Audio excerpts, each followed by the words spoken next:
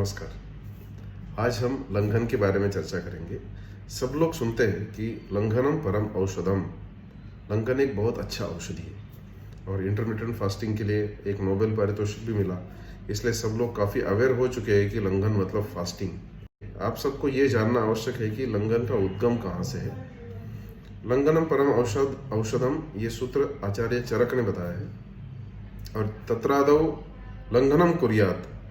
आयुर्वेद में जो डिसीजेस बताई है उसमें ज्वर, फीवर नाम का एक बीमारी है जो सबसे सर्वप्रथम सर्वरोगाग्रजो बलि, सभी बीमारियों का जो अग्रज है, मतलब पहला बीमारी है वो बुखार, फीवर बताया है। और इस ज्वर को बताते समय उन्होंने बताया है कि ज्वर की ट्रीटमेंट करते समय जो पहला स्टेप होता है वो क्या है, तत्रादौ लंघनम कुर्यात्। तो हम सब जानते हैं कि जैसे हमें बुखार आता है या फिर कोई वायरल बैक्टीरियल इन्फेक्शन होता है, यदि हम पेट को विश्रांति देते हैं, मतलब खाना कम खाते हैं और विश्रांति लेते हैं, तो अपने शरीर में क्या होता है, हल्कापन बढ़ता है, बुखार थोड़ा थोड़ा उतरने लगता है। या फिर जैसा अनार का रस है या फिर कुछ ऐसे हल्के सुपाच्य पदार्थ है, सूप है, ऐसा हम लेते हैं जिससे डाइजेशन के ऊपर लोड नहीं आता है, तो वो जल्दी पच जाता है और बुखार में हमें हल्कापन महसूस होता है, बुखार उतरने लगता है। तत्रादौ लंघनम कुर्यात्, ज्वरादौ लंघनम कुर्यात्।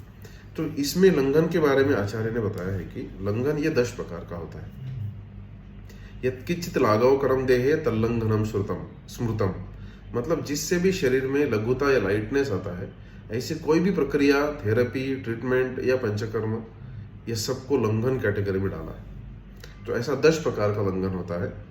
तो चतुष्प्रकार संशुद्धि पिपासा मारुत आतपौ पाचनानि उपवासश्च व्यायामश्चेति लंघनम। 4 प्रकार के कर्म है, वमन, विरेचन, नस्य एंड बस्ती। ये 4 प्रकार के कर्म संशुद्धि कर्म, मतलब पंचकर्म बोलते हैं उसको। इससे शरीर में लघुता आती है। और पिपासा मारुत आतपो, मतलब प्यास को सहन करना। मारुत मतलब हवा में, माउंटेन के ऊपर जाके या ऐसी जगह पे जाना जहां से हवा का स्पीड या वेग अपने को ऑब्स्ट्रक्ट करे, मतलब हम उसका अवरोध करें हवा का। या आतप सेवन, दैट इज सन बाथ, सूरज के प्रकाश में बैठना, शरीर को सूरज के प्रकाश में रखना। पाचनानि उपवासश्च, ऐसे कुछ द्रव्य होते हैं जो पाचक द्रव्य होते हैं, जैसे कि पचाने के लिए सहायक। कटु रसात्मक, मतलब कड़वे है, कुछ तीखे रसात्मक है, जैसा ब्लैक पेपर है।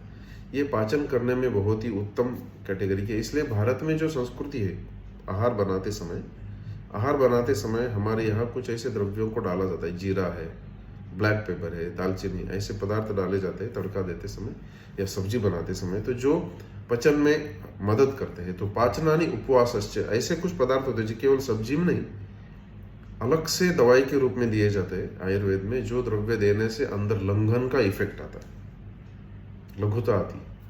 उपवासश्च, यहाँ उपवास फास्टिंग, ये फास्टिंग एक बताया है, फास्टिंग भी एक लंघन का प्रकार है।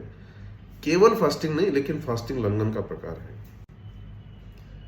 पाचनानि उपवासश्च व्यायामश्चेति लंघनम, और व्यायाम, शरीर आयास जनकम कर्म, जिससे भी शरीर को कष्ट एवं आयास हो, ऐसा कोई भी फिजिकल एक्टिविटी अपने प्रकृति के अनुसार, शरीर के अनुसार जो किया जाता है, जो अपने नियम के अनुसार है, ऐसा व्यायाम भी शरीर के अंदर लघुता या लंघन करता है।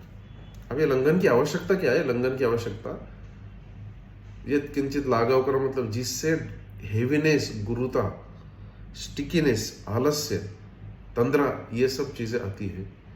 गुरुता आती है, मतलब हिलने डुलने की इच्छा ही नहीं होती है। हिलना डुलना तो छोड़िए, लेकिन इच्छा भी नहीं होती है। बहुत थकावट आती है, आलस्य आता है, सभी पूरे शरीर में आम ही घूम रहा है। आम का मतलब टॉक्सिन्स ही घूम रहे हैं। तो वो टॉक्सिन्स के भी 10 लक्षण है। ऐसे 10 लक्षणों से हमें पता चलता है कि हमारे अंदर टॉक्सिन्स है। तो वो हम अगले वीडियो में देखेंगे कि ऐसे कौन से लक्षण है जिससे पता चलता है कि हमारे अंदर टॉक्सिन्स है। लेकिन उन टॉक्सिन्स को पचाने का लंघन ये सर्वोच्च औषधि है।